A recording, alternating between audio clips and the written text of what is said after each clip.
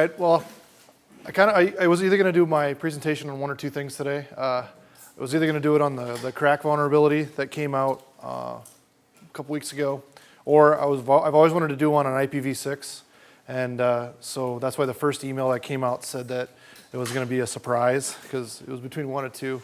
So I decided to do IPv6, so I'll just get started. IPv6 was created in 98. It's created after the supply of IPv4 was being depleted because lots of new devices were coming online, people were coming online, cable modems, all the whole works. It's a little different than IPv4 because it's represented in hexadecimal. It's a 128-bit IP address versus a 32-bit, so I mean, this is the total number of IP addresses for IPv6. I don't know what that number is, and I don't know what a undecakillion is or whatever that is, but it's a lot of addresses. That's how many possible 3.7 billion IPv4 addresses, so you can see it's quite a bit different. How's it subnetted? So we have a BGP range, and this is our BGP range. It's a /48. This one range has whatever that number is worth of IP addresses in it. Generally, you'd set up a DHCP6 server, and we'll talk about that in just a second, and you'll hand out /64s. So like we use this also at my work for customers' home equipment. We hand out /64s to the customer's home router, and they get whatever that number is. It starts with an 18 addresses on their side of the router for their devices in their houses. So pretty much covers any amount of devices that they'd have in their house forever. And a /48 gets you 65,536 /64s, so it's a lot of customers. So there's 4 ways that addresses are assigned to devices. Magically, and it really is magic, no DHCP server required. The way that works is RA. So in my example here, you can see that I have a MAC address, and then I have, based on the MAC address, you can actually see parts of the MAC address inside the actual IPv6 address, like 96D9 is the last 4 of the MAC address. This is called SLAAC. It's magic. So like it goes on, it gets a ICMP-v6 from the server, and then it knows what to assign. Method 2 is static assignment. It's just how it sounds. We statically assign it, just like an IPv4. There is a couple of shortcuts because obviously 128 bits is a lot to remember and assign. So I use the example of IPv4. We have 192.168.1.1 is actually 001.001. So the way you do it in IPv6 is you can do what I call a fast forward. So for example, this 2620EEC000:1/48 is actually assigning ::1 to the device. So every other bit is 0 all the way out to the 1. And always when you represent and input a IPv6 address, you always use the / notation. There is no such thing as 255, 255, 255 anymore. It's gone. Stateless DHCP. So I'll just tell you what it is. Oh, there we go. Sorry.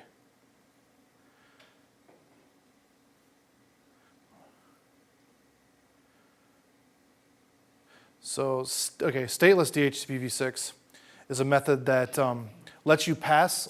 So they get their IP address that magic way, right? But then what you can pass is you can actually pass DNS servers, NTP servers, all of those things, but you don't have a reason in your DHCP server to actually know what IP address they have or keep track of them because they self-assign themselves an address.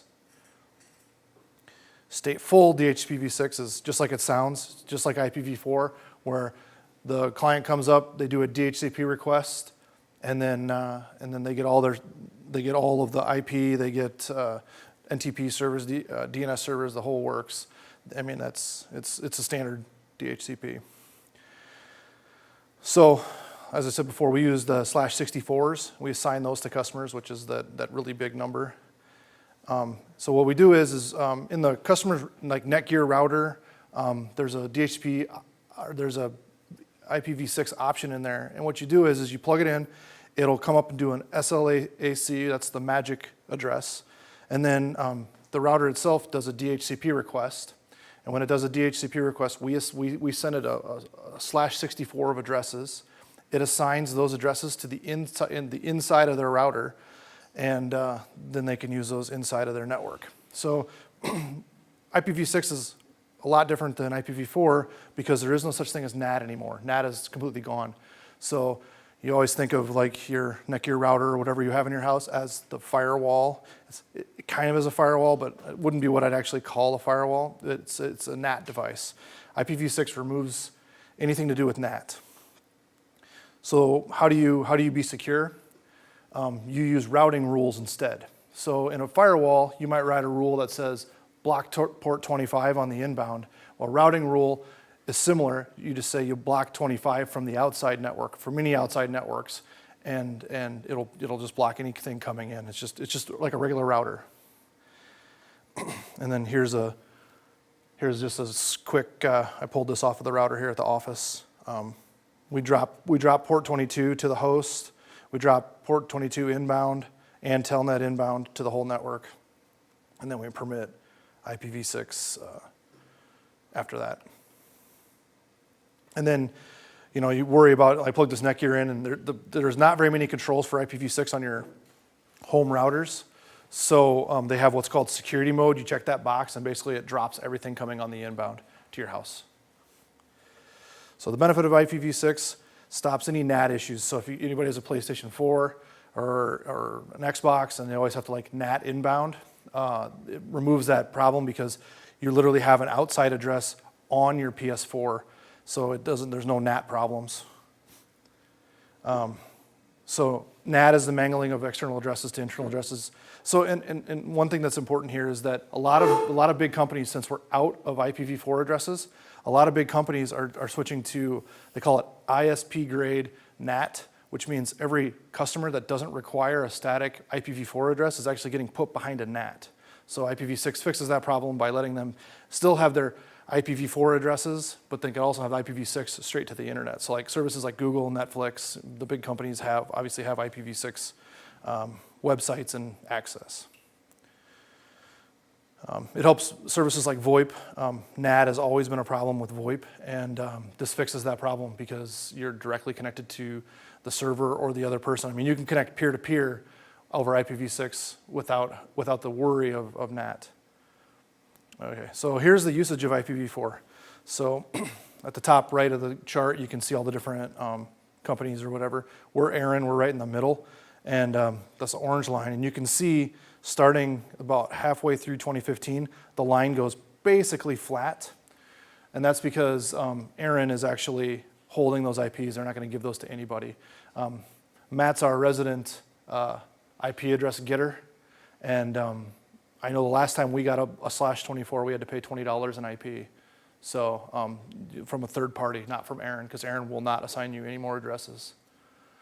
So here's Google keeps track of how many people connect to the percentage of people that connect to their website that use IPv6.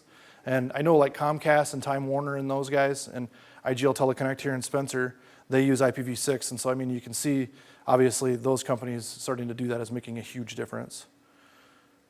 So that's pretty much the end. I was just going to show a couple of things here. So on my machine, let's say I have my web server home. So if it picked its IP address up automatically or did its part of it, is there a way that, will it always keep that IPv6 on? So, or you have to do something to lock it in so it always... I will say no, but I mean, from my experience, they generally keep the same addresses. I have, I'll show you. So here's an example of a static IPv6 configuration. So here's where, it booted up, it got one, and it got an address, but then I was like, forget whatever address you get, I want you to always assign this address. So I was going to show a couple of utilities. So on Linux and Mac or any BSD, you have to use ping 6 for testing your IPv6. We have IPv6 in this room. All these computers are equipped with IPv6. And then in Windows, when you do a ping, it detects if the site supports IPv6, and I'll show you that in a second. So you can see I pretty much have traceroute shut off. So there's the gateway, and then it'll go on. So there's a new binding for our new DNS lookup for, it's quadruple A. So you can see that Google's address reports back as that. That's so when you surf the internet, and you have an IPv6 computer, the first thing your computer does is look to say, all right, you're IPv6. Now they go and query the site. They do IPv6 first, IPv4 second, always. Windows, Mac, doesn't matter. It's always IPv6 first, IPv4 second.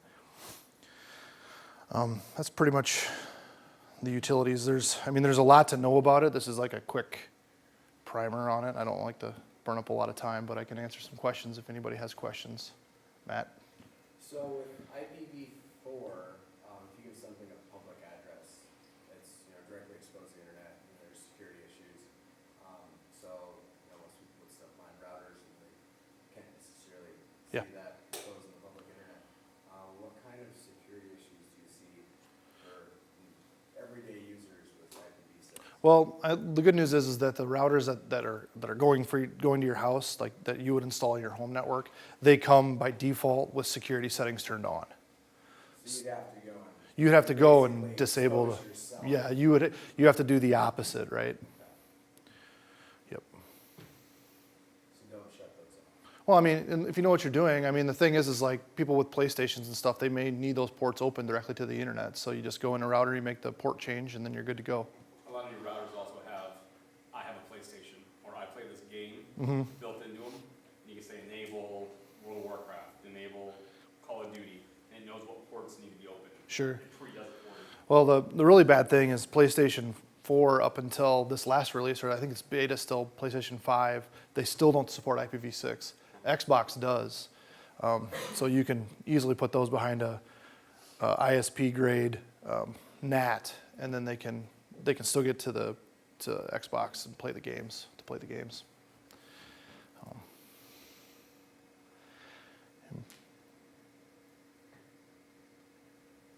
Anybody else? You have a lot of this stuff done, then set up internally, correct? What do you mean? All your internal networks, you have this running. Yeah, so we pick the networks that we want to have the IPv6 turned on. It's not on every network. It's on some, but not every. Because Because not all ISPs now are switching over to this for public addressing for different entities and companies for that yet. well, yeah, it's so you turn it on in hopes that everybody's going to support it, and we don't notice any slowness, or it doesn't change how the network works. It just, if they support IPv6, it goes there first. There was an internet outage, I don't remember, it was quite a while ago now, and I was sitting at home watching Netflix and Google, and I was doing everything, and I was getting phone calls that the internet wasn't working, and I couldn't figure out why.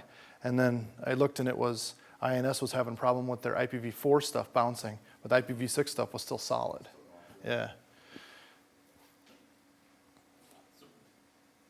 From the geeky side on your backend, so routing, you're at that point in time using just BGP and Yeah. routing protocols, or Yes. no more trying to static route any of this? Yeah, well, we do. So we've got the router that's doing BGP, and then we still static route to I static route to the router here, and then I have another router inside of here. So I've routed a /64 to that router, and then I've routed another /64 to another router inside of here for just this TechKnow room.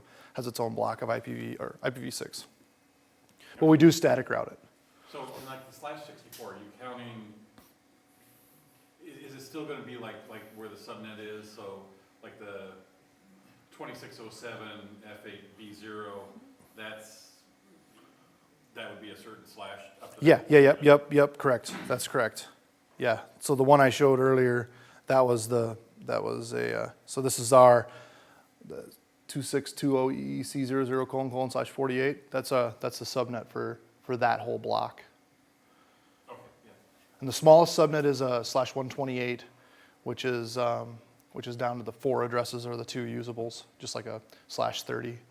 Is the /48 the smallest routable? No, I don't know if you mean for BGP. Yeah. I think so. So /48, so when you announce on BGP, I believe that the /48 is the smallest you can be. I think that was the smallest one that Aaron would issue us. Yeah, I actually found some notes on that today, and so I'm pretty sure that that's right.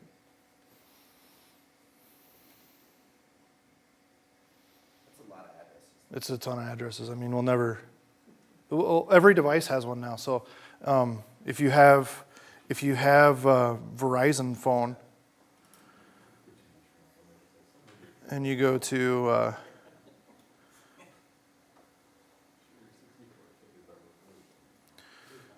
if you go to whatismyip.com and you're on Verizon, you'll get an IPv6 address. So even on your Verizon phones already, they're using IPv6. Look back, Which way? go back to the, yeah, it's that one. Million, billion, trillion, quadrillion, quintillion, sextillion, is that septillion? 7 spots? It's big. Or non-tillion, 9 million, a lot. It's more than enough. 9 million. Yeah. It's don't worry about it, Yeah, well, I mean, the thing is every device needs an IP address, and the idea is that if we get rid of NAT, every device can be reachable from everywhere, no matter what. So there's no worry of being blocked. And then like when you're in here where you have the connected devices everywhere, like the light switches and the thermostat and the motion sensor and all that other stuff, there ends up being a lot more than a computer and a phone that needs an IP. Right. Yep. I mean, Or your fridge that tells you you can get more milk. if you log into your home router and look at all the connected devices, you forget how many you actually have. It's just a ton of devices now. Everything wants to connect to the internet. So for the guy that like remotes into a whole bunch of things and has all kinds of IP addresses and everything like memorized and everything, that's no more. Yeah, that pretty much goes away.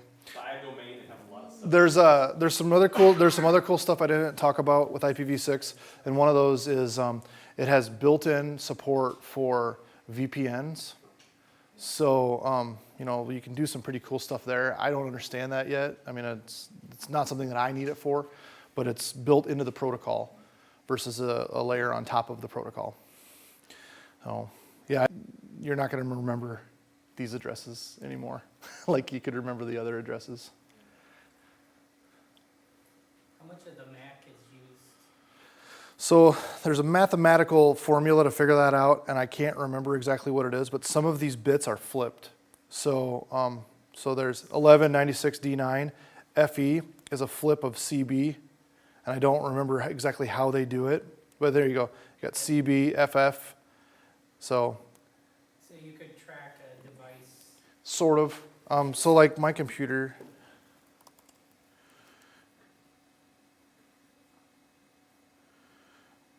if I go to, and you can see I got 2 bound on my machine, and I don't know why it does that, but there's 2 bound on it. But that's the magic assigner protocol. I didn't do anything to make it assign that. It just sent out an RA packet, got a response, and assigned the address.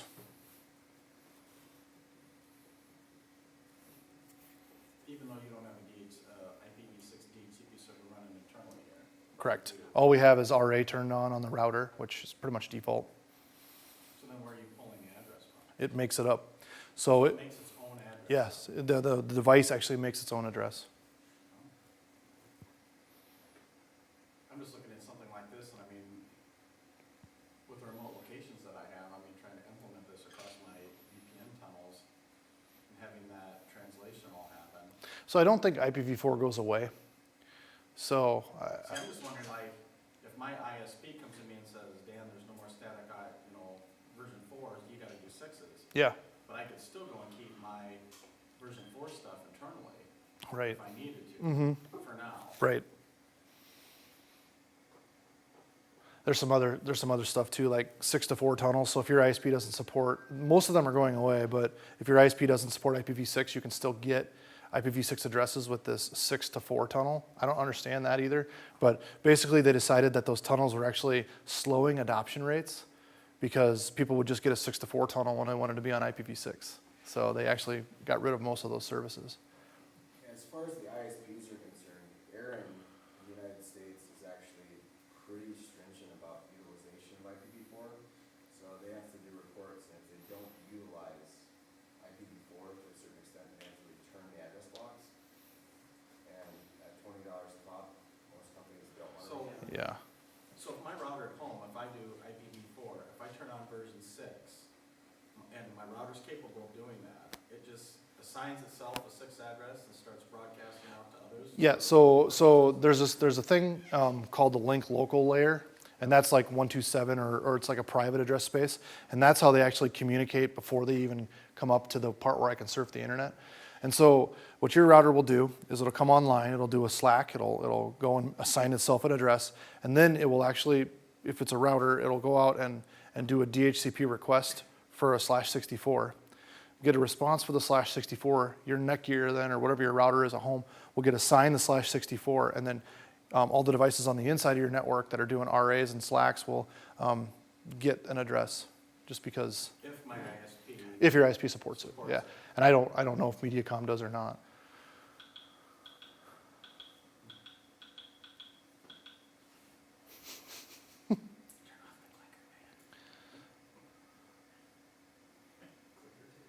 So yeah, if Any other questions? anybody else have any other questions? Just to clarify, I know, I'm pretty sure you said it like 3 times. There is no more DHCP server, the device assigns its own address? There can be. So one of the ways you can do it is the stateful DHCP server. Well, we still use DHCP to assign customer equipment with an IP address, with a block of IP addresses. We still use DHCP for that. But if you, like this computer on this network, just plugged in, does not do any DHCP requests for the IP. It does the magic assign, the Slack assign. And if you did the dynamic DNS, you could still set up a machine, this machine comes up, asks for an IP address, and then register with DNS, so then I can turn around Oh, yeah. and say, TechKnow 1 at. Yep, absolutely. So on back to my machine once, you can see the DNS. We actually have an IPv6 DNS here. So yeah, it'll definitely, and you could do if you want to have some fun, go in here and shut off IPv4 and leave IPv6 on and go and try to surf the internet.